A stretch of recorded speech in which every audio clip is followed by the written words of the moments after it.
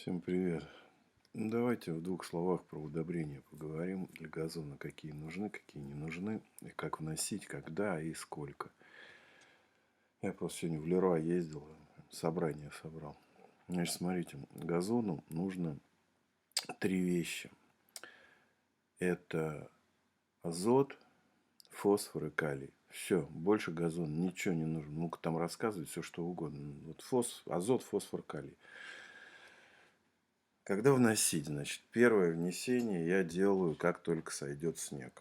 То есть это действительно важно для того, чтобы запустить газон. Если кому-то интересно, можете у меня на канале посмотреть. Сейчас я покажу. Вот. Вот этот ролик «Уход за газоном. Как запустить рост». Вот этот вот. Я тут подробно рассказываю, когда, чего, как я делаю. Значит, какие пропорции? Когда... Что выбрать? Селитру или карбамид? Значит, в селитре у нас азота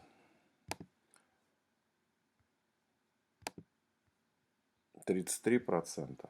А сами видите. Вот его стоимость, кстати. 48 рублей. 1 килограмм у нас на сотку уходит 1–1,5 килограмма, не больше. У карбамида побольше, 46%. Но учитывая его стоимость 86 рублей, слушайте, разницы практически никакой нет. Селитра или карбамид, как бы, но цена в 2 раза, как бы, перебор. Когда вносить? Значит, я вот уже сказал выше. Первое я делаю внесение, как только снег сошел. Второе внесение я делаю после скарификации. Если вы там с газоном делаете какие-то процедуры, типа выравнивания песком, не пескование, а выравнивание песком, то есть даете такой достаточно большой слой именно речного песка, ни в коем случае не карьерного, тоже можно добавить. Сейчас дальше про пропорции, когда какие вносить.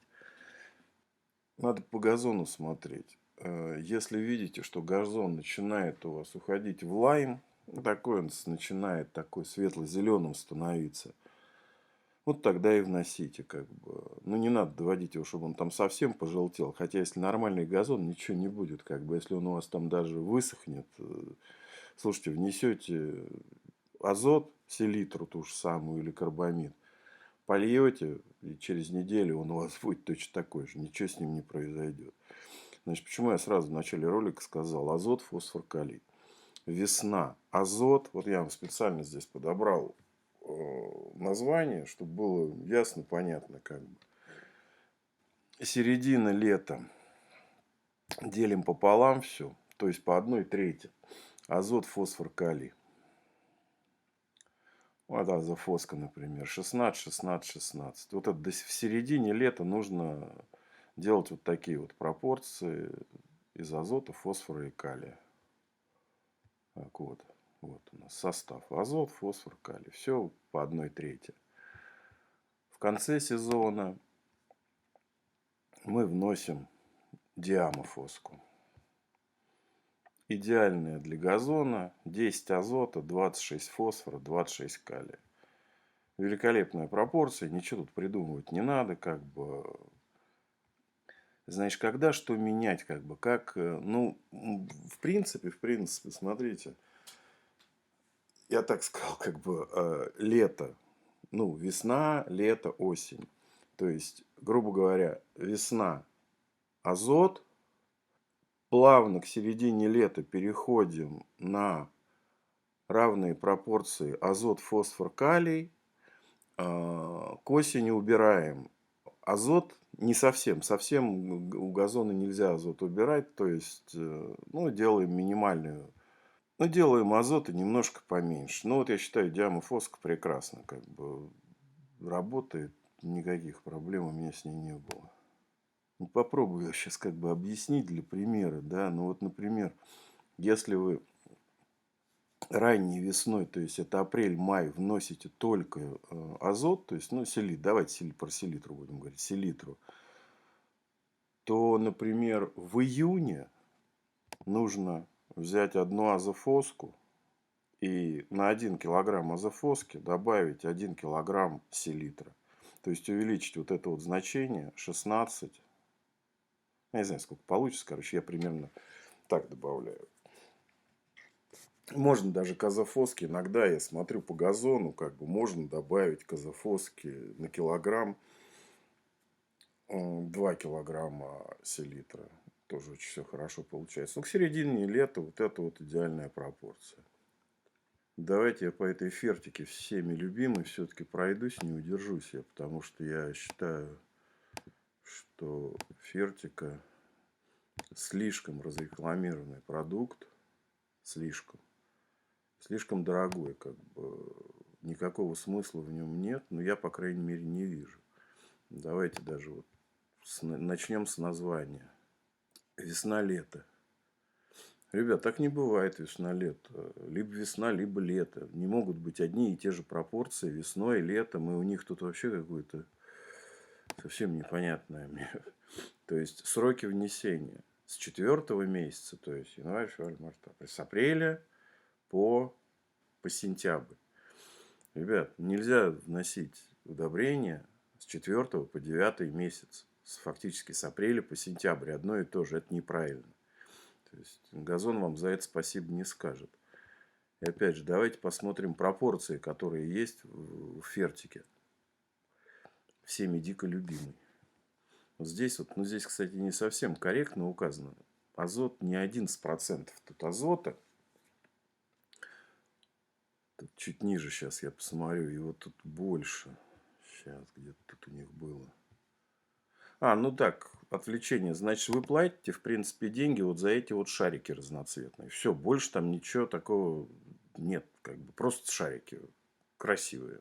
Ну, ничего сверхъестественного фертика не придумала. Ну, вот здесь вот более корректно. То есть азот, азот, азот. Здесь у нас получается 22% азота. Ну, на лето нормально, на середину лета. На 9 месяц, то есть на сентябрь, это 100% много. Это очень много. Это просто вы свой газон, если вы до 9 месяца будете выносить фертику, он у вас просто будет идти в рост еще в сентябре. И он у вас в зиму плохо уйдет. А для весны маловато.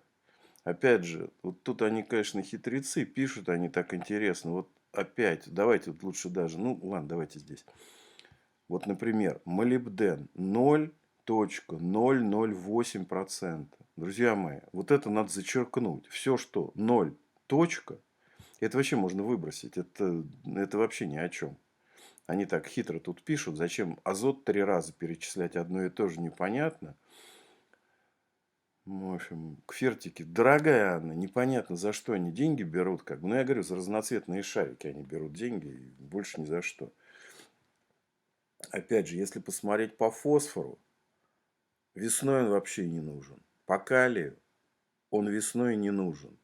Для лета фосфора маловато. Ну, ладно, бог с ним. Для лета, вот для лета, прям для середины лета, вот эта концентрация, наверное, подойдет. Но на весну и на осень никак это не подойдет, как бы от слова совсем. Ну и опять же, возвращаемся к цене. Если селитр стоит 48 рублей за килограмм, то тут получается 100 рублей за килограмм. В 2 раза дороже. Друзья мои, а за что в 2 раза дороже-то? Все то же самое, как бы. Кстати, селитру совершенно где вы купите. Я покупаю в Леруа. Я сначала заморочился. Хотел купить мешки по 50, по 100 килограмм. Ну, во-первых, выигрыш в цене какой-то копеечный у меня получался. Не стал я этого делать. А во-вторых, ну, давайте так серьезно говорить. Этот мешок, даже про 100 килограмм я вообще молчу, его не поднимешь. А про 50 килограмм, ну, ты его еще попробуй потаскай. И, в принципе, про фертику я сказал. Там в конце еще ролик добавлю. Это, я не знаю. Ну, в общем, дорого, непонятно.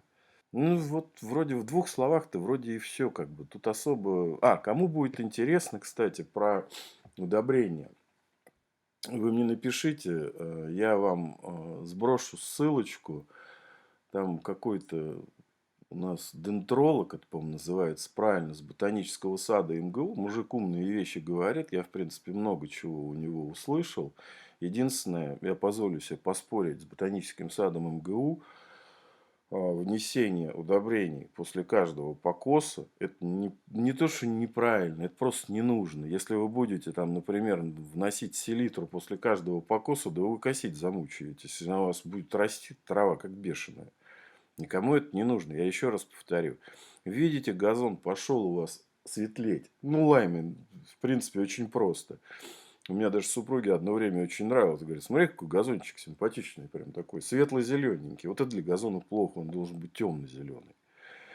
То есть, как только видите, пошло осветление, все добавляете как бы удобрение.